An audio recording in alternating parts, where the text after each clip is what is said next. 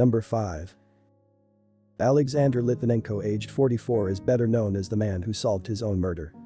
Alexander was a naturalized British citizen, a former KGB officer, and a defector from Russia. He suddenly became ill on 1 November 2006, and by the 3rd of November, he was admitted to the Barnet General Hospital in London. His condition worsened and he was moved to the intensive care ward at the University College Hospital. His sudden illness was later attributed to poisoning with radionuclide polonium-210 after the Health Protection Agency found significant amounts of the rare and highly toxic element in his body. Polonium-210 was first discovered by the world-renowned Polish-French scientist Marie Curie at the end of the 19th century. Polonium-210 is a naturally occurring radioactive material that emits highly hazardous alpha particles.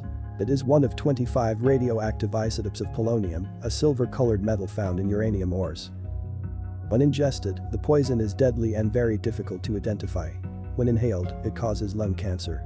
When swallowed, it becomes concentrated in red blood cells before spreading to the liver, kidneys, bone marrow, gastrointestinal tract, and testicles or ovaries. Alexander had met up with two former agents, Dmitry Kovtun and Andrei Lugovoy, earlier on the 1st of November. Right before he became ill. Both men denied that they had done anything wrong or that they were involved in the poisoning of Alexander.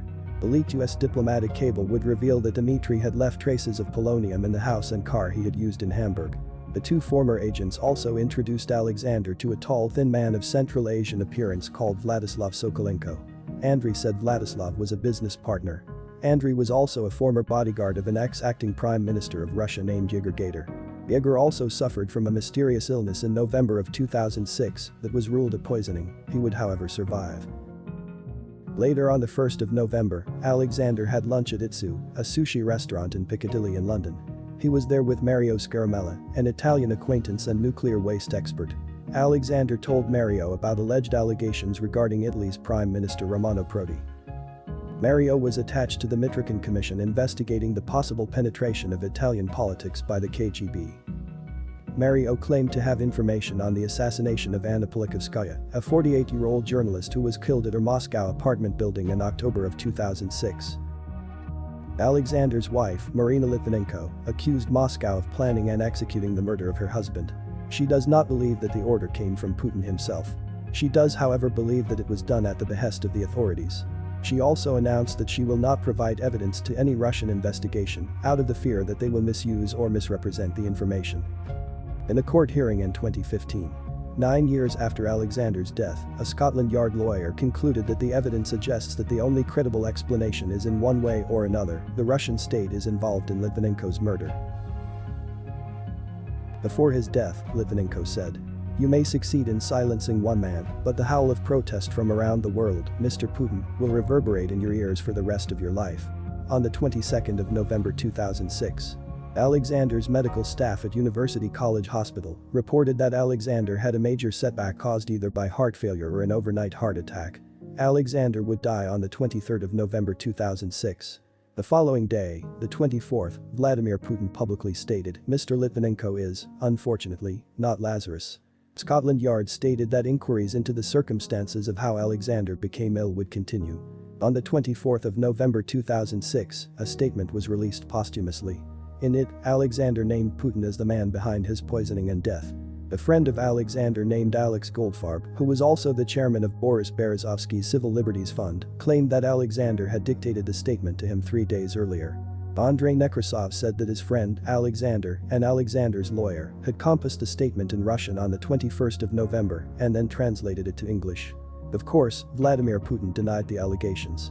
He also disputed the authenticity of this note while attending a Russia-EU summit in Helsinki and claimed that the statement was being used for political purposes. Alex later stated that Alexander, on his deathbed, had instructed him to write a note in good English in which Putin was to be accused of his poisoning and death. Alex said he then read the note to Alexander in English and Russian. Alexander agreed with every word of it and signed the statement. Alexander's autopsy was on 1 December 2006 at the Royal London Hospital's Institute of Pathology. There were 3 physicians present, including one chosen by the family and one from the Foreign Office. Alexander was buried at Highgate Cemetery in North London on 7 December 2006. The police treated his death as a murder, although the London coroner's inquest was not completed yet. It was never confirmed exactly how Alexander ingested the poison. The most popular theory is that his tea was poisoned. In an interview with a BBC broadcast on 16 December 2006, Yuri Shvet said that Alexander had created a due diligence report investigating the activities of an unnamed senior Kremlin official on behalf of a British company looking to invest dozens of millions of dollars in a project in Russia, and that the dossier contained damaging information about the senior Kremlin official. Yuri said he was interviewed about his allegations by Scotland Yard detectives investigating Alexander's murder. The poisoning and consequent death of Alexander were not widely covered in the Russian news media. Andrei Lugovoy and Dmitry Kovtun remain the main suspects. Both men deny any involvement. Number 4. Atomic wedgies are either a bad prank or a form of something even worse, bullying. Regardless, the last thing you think of when hearing about an atomic wedgie is death. Denver Lee St. Clair, aged 58, is the only known fatality of an atomic wedgie that we are aware of. Denver died of strangulation by the elastic band of his blue underwear. The band had been pulled over his head from behind. The then cloth ripped away from the band as his underwear was yanked. Denver had also suffered blows to the head. Denver's son-in-law, former Marine Brad Lee Davis, 34, pleaded guilty to first-degree manslaughter. Brad admitted to knocking out Denver after a confrontation at his mother's trailer in McLeod. Once Denver was unconscious, Brad gave him the wedgie by pulling the underwear as far up as he could. Brad would, however, say, "I never had any intention of killing the man. There is no way I ever thought that could have happened."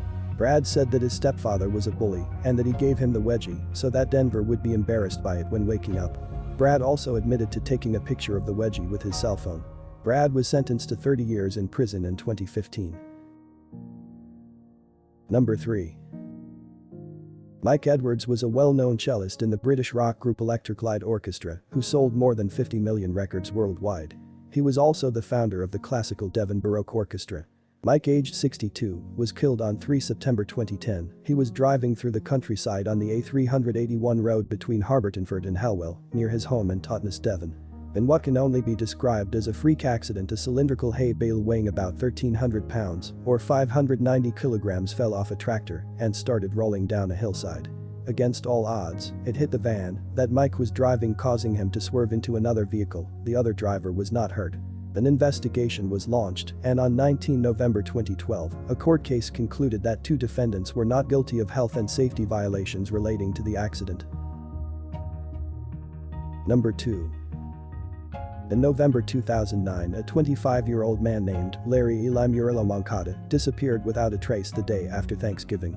Apparently, he left his parents' house without shoes during a blizzard after they had an argument. He left behind his keys and his car. His mother would also say that Larry was hearing voices that told him to eat sugar, and that Larry felt his heart was beating too hard and thought that if he ate sugar, his heart would not beat so hard. Larry was never seen or heard from again. Bizarrely enough, 10 years later, a badly decomposed body was found by workmen between an 18-inch or 45 centimeters gap between the 12-feet-high coolers and a wall at an abandoned no-frills supermarket in Council Bluffs, where Larry had worked in 2009.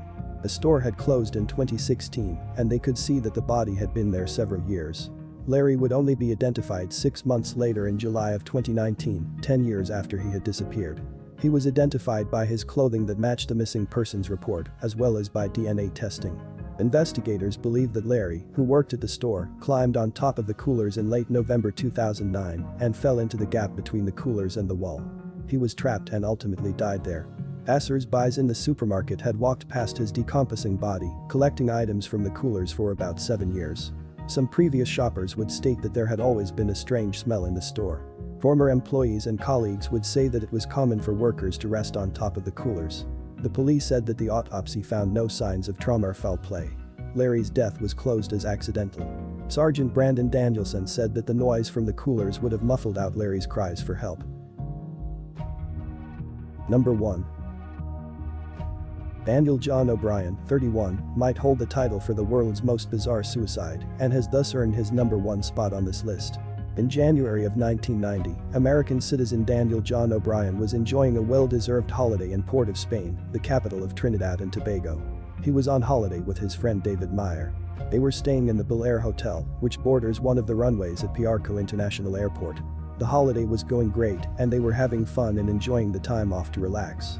On 14 January at about 10:30 at night, David was awakened by someone trying to choke him. To his surprise, it was a naked Daniel. David was struck with a lamp but was still able to fight off Daniel. Daniel then proceeded to run out of the hotel while still nude. He scaled 2 airport fences with barbed wire on top and attacked 4 security guards. He then stole their 4-wheel drive car. He then proceeded to drive the car into a British Airways 747 jet. Daniel then climbed out of the wreckage, smeared grease on his bleeding shoulder, and jumped into one of the plane's still running engines. The family friend said that the tragedy unfolded after O'Brien could not find medication for an unspecified health problem. Former neighbor Sonia Coker said, "It was a medical or a health problem." This leads us to ask what type of medical problem leads to someone trying to strangle a friend and then jumping into a jet engine.